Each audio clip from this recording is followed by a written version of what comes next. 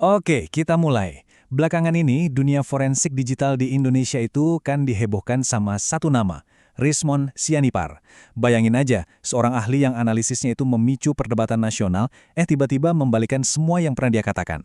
Nah pertanyaannya, gimana ceritanya sebuah sengketa teknis bisa berujung jadi permintaan maaf yang begitu dramatis?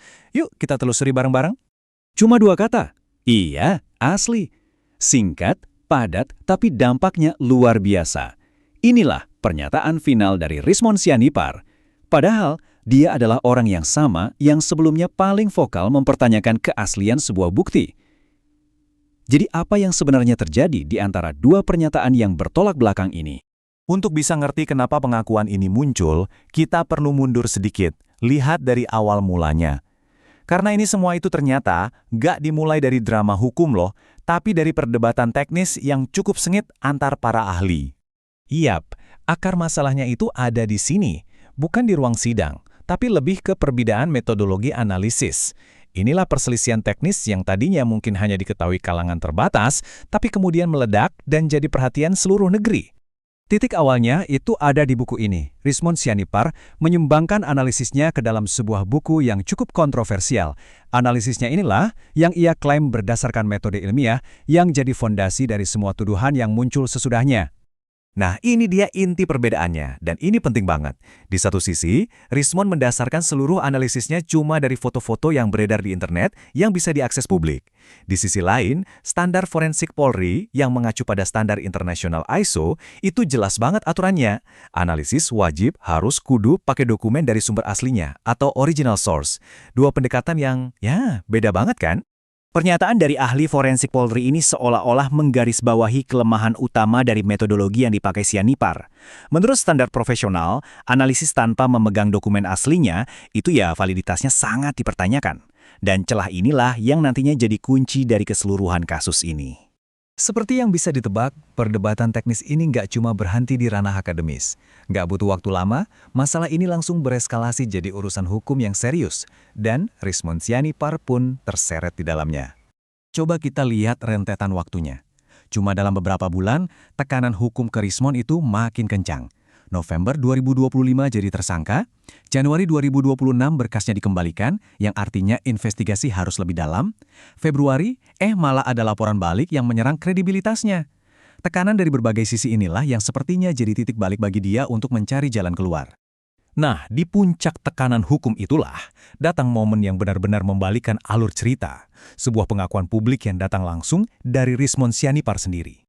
Tanggal 11 Maret 2026.